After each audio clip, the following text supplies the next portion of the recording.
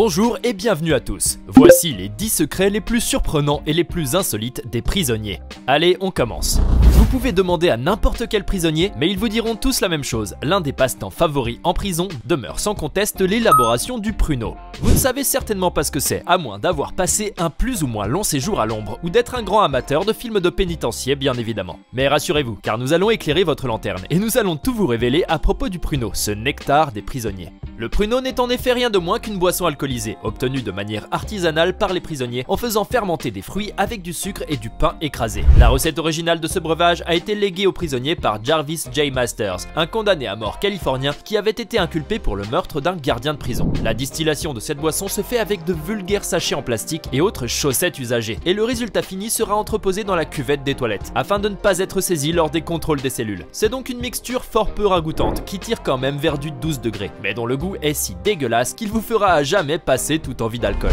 En prison, il faut vraiment savoir se battre pour survivre, et on doit vous dire que tous les coups sont permis. Autant donc vous prévenir que les prisonniers sont extrêmement dangereux, et lorsqu'une bagarre éclate, le résultat est bien souvent fort funeste. Et pour cause, ces criminels endurcis ont dû apprendre à se défendre à l'intérieur des murs des prisons, même sans leurs armes à feu, qui leur sont bien entendu complètement inaccessibles, sauf peut-être dans certaines prisons sud-américaines, où règne un véritable chaos. Les prisonniers, qui sont privés ainsi de pratiquement tout objet métallique durant leur séjour en prison, ont donc dû se montrer très ingénieux pour pouvoir fabriquer leurs propres armes. Vous connaissez peut-être déjà le coup de la brosse à dents, puisque c'est carrément devenu un cliché grâce aux films hollywoodiens. Mais il existe en fait tout un arsenal d'armes les plus meurtrières mais aussi les plus insolites. Car les prisonniers sont passés maîtres en matière de récupération et de détournement d'usage, comme cette surprenante paire de nunchaku fabriquée à partir des piliers d'une chaise et de quelques draps enroulés ensemble. Les talents d'armurier des prisonniers ne s'arrêtent pas là, car vous pouvez voir ici un petit florilège des instruments de mort qu'ils ont pu façonner avec les moyens du bord. Un fusil à pompe improvisé à base de pieds de lit, une véritable arbalète fabriquée à partir d'aluminium et de coton-tige, ou encore un authentique couteau Klingon fait à partir de rouleaux de papier toilette, tout est bon pour vous faire souffrir. Alors un petit conseil, si jamais vous êtes condamné à croupir en cellule pendant quelques temps, n'oubliez pas votre brosse à dents, ni votre tube de dentifrice d'ailleurs, car cela pourrait littéralement vous sauver la vie. Pour communiquer entre eux, les prisonniers utilisent tout un tas de moyens et de techniques surprenantes dans le but d'échapper à la surveillance et au contrôle de leur geôlier. Même entre eux, les prisonniers adoptent un argot dont les gens non avertis ne pourraient piper un seul mot, et qui est utilisé sciemment afin de signifier son appartenance à un gang ou à un groupe ethnico-racial.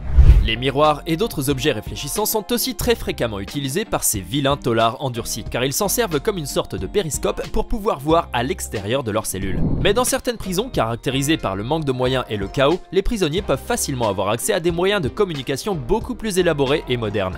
Au Brésil par exemple, où la surpopulation carcérale bat des records, il n'est pas rare de voir des prisonniers posséder de vieux portables ou parfois même des smartphones, tout ce qu'il y a de plus récent. Ces derniers déjouent les contrôles de sécurité des gardiens, qui scannent tous ceux qui rentrent dans la prison, en se faisant livrer leur téléphone directement par les airs. Non, ils n'utilisent pas de drone, comme vous avez peut-être dû penser au départ, mais un moyen beaucoup plus archaïque et certainement plus biologique, puisqu'il ne s'agit ni plus ni moins de pigeons voyageurs.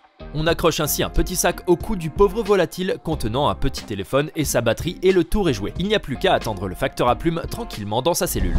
Le plus grand calvaire pour un prisonnier est d'être privé de compagnie féminine. Car la prison ce n'est pas l'école et les cellules mixtes ça n'existe pas, il ne faut pas rêver non plus. La plupart des taulards endurcis savent à quel point il est dur de pouvoir résister à une si grande solitude. Ce qui explique d'ailleurs pourquoi les murs de leurs cellules sont si souvent tapissés de posters de femmes nues. Mais si la quasi-totalité des prisonniers doit se contenter des images de pin-up, des occupants d'un pénitencier de Miami en Floride ont voulu profiter d'un spectacle disons en grandeur nature. Ils ont donc fait appel au service d'une agence de stripteaseuses professionnelles et ont dû se montrer très astucieux pour les faire rentrer chez eux. Ces dernières se sont en effet rendues à la prison déguisées en juristes, sous couvert d'apporter des conseils d'ordre juridique à leurs clients. On imagine que ces conseils devaient être fichtrement bénéfiques, puisque cette petite combine durera pendant quelques temps, au vu et au su du directeur et des gardiens de la prison qui ont préféré laisser faire plutôt que d'intervenir, se sucrant la main au passage, bien entendu.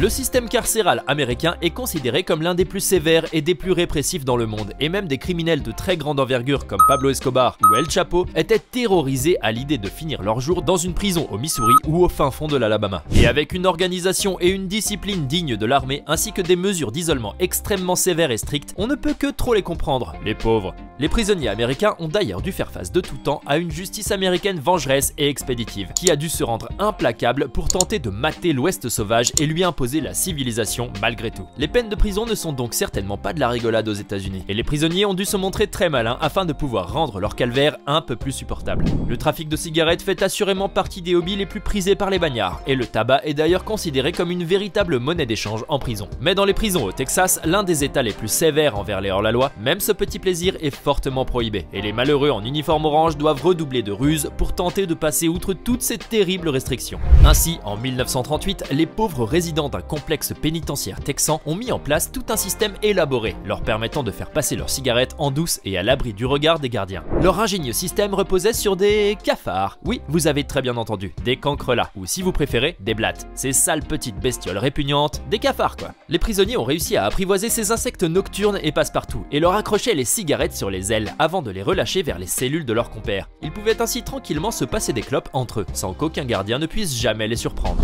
Les établissements pénitentiaires et autres maisons d'arrêt ne sont pas vraiment des palaces grand luxe, et il faut dire que le contraire nous aurait forcément révoltés bien entendu. De nos jours, les prisons sont équipées des commodités les plus basiques pour garantir une bonne hygiène de vie à leurs occupants, mais sans plus. Ne vous attendez donc pas à avoir la climatisation ou la Wi-Fi dans votre cellule, puisque votre séjour est censé être une punition avant tout, et non pas un stage en camp de vacances. Et si les prisons sont littéralement glaciales en hiver, en été elles se transforment en de véritables fournaises, où les températures peuvent vite monter jusqu'à en devenir insupportables. Alors à défaut de disposer du luxe de ventilateur, les détenus utilisent le plus souvent des astuces de grand-mère pour pouvoir se rafraîchir un peu les idées en période de canicule. Certains prisonniers n'hésitent pas ainsi à faire couler de l'eau hors du lavabo afin de mouiller le sol et tenter de créer ainsi de la fraîcheur. D'autres stratagèmes sont également utilisés, comme le fait de retourner une table, de la revêtir de film plastique et de la remplir d'eau pour en faire une mini-piscine. Tous les moyens sont bons pour lutter contre la chaleur, et certains détenus vont même jusqu'à recouvrir la fenêtre de leur cellule d'un drap mouillé, profitant ainsi d'une climatisation plutôt efficace et qui a le mérite d'être totalement gratuite. Aux États-Unis, lorsqu'on se retrouve condamné en prison, on est non seulement privé de sa liberté, mais on est également très souvent complètement ruiné financièrement. En effet, les personnes incarcérées doivent également s'acquitter de lourdes amendes envers l'État, sans oublier les frais judiciaires et les honoraires de leurs avocats, ce qui constitue une facture très salée au final. Les détenus sont ainsi quasiment sur la paille, à l'instant même où ils pénètrent dans leur cellule, et ils en ressortiront tout aussi fauchés dans quelques années, lorsqu'ils auront purgé la totalité de leur peine. Pire encore, ces pauvres prisonniers ne sortiront de leur geôle que pour faire face à un très lourd surendettement, ce qui les fait bien évidemment replonger dans le crime, dans une sorte de cercle vicieux qui se répète sans cesse. Dans les prisons pour femmes aussi, les conditions de vie sont caractérisées par la violence et la précarité, et les femmes prisonnières doivent fort souvent subir un véritable calvaire tout au long de la durée de leur peine. Dans certains pénitenciers, les femmes détenues sont privées de tout, y compris des commodités les plus basiques comme des serviettes hygiéniques ou autres tampons périodiques. Les pauvres prisonnières sont ainsi réduites à une extrême humiliation lorsqu'elles ont leurs règles mais qu'elles ne peuvent trouver ce précieux produit. Tellement précieux d'ailleurs qu'il en est devenu une authentique monnaie d'échange, avec laquelle on peut littéralement se payer des cafés, des snacks ou même des cigarettes. Incroyable produit de luxe, le tampon hygiénique peut même faire l'objet d'un trafic de la part de gardiennes de prison peu scrupuleuses qui peuvent alors se faire un maximum d'argent. Tous les films de prison évoquent les gangs et leur importance au sein des établissements pénitentiaires, car même si en définitive c'est le directeur de prison et ses gardiens qui font la loi, il faut bien se rendre à l'évidence que ce sont bel et bien les gangs qui contrôlent tout. Chaque aspect de la vie d'un détenu est régi ainsi par les lois sacro-saintes du gang auquel il appartient, et tout manquement au règlement interne sera très sévèrement puni. Les prisonniers sont affiliés à un gang selon leur appartenance ethnico-raciale, ce qui fait que le racisme est extrêmement exagéré au sein des populations carcérales, et les crimes à caractère raciaux y sont légion. Les membres de ces puissants gangs passent ainsi leur temps à s'entretuer, lors de rixes mortelles organisées dans les cours de prison, ou d'agressions meurtrières dans les salles de douche avec des armes improvisées mais très efficaces. Le plus terrifiant dans tout ça, c'est que ces gangs ont le bras très long, et leurs activités tentaculaires s'étendent ainsi jusqu'à l'extérieur des murs de la prison, ce qui ne laisse bien souvent aucun échappatoire aux ex-prisonniers qui, une fois remis en liberté, devront obligatoirement rester fidèles au gang sous peine de subir les plus affreuses conséquences. Et comme toujours, sur votre chaîne YouTube adorée, nous vous avons réservé le meilleur pour la fin, avec cette séquence qui nous vient du Salvador, un état d'Amérique centrale considéré comme l'un des pays les plus dangereux de la planète. Le Salvador est en effet le triste détenteur de la première place au classement des pays par taux d'homicide, et chaque année, des milliers de meurtres et de braquages sanglants sont à déplorer. Mais dans les prisons salvadoriennes, les gangs sont encore plus violents et cruels, et nul ne peut vraiment échapper à cette violence, pas même des journalistes renommés. C'est ainsi le cas du reporter franco-espagnol Christian Poveda, qui a eu le malheur de vouloir faire un reportage sur les gangs du Salvador. Bien mal lui en a pris, car devant le succès glané par ce film documentaire, les chefs de gang n'ont pas apprécié d'avoir autant de projecteurs braqués sur eux et sur leurs activités illicites. Ils ont donc décidé d'envoyer des sicarios pour en finir avec le pauvre journaliste et le faire taire à jamais. Maintenant, dites-nous dans les commentaires ce que vous pensez de ces 10 secrets complètement insolites des prisonniers et détenus à travers le monde. N'oubliez pas de vous abonner et de cliquer ici pour regarder une autre de nos vidéos.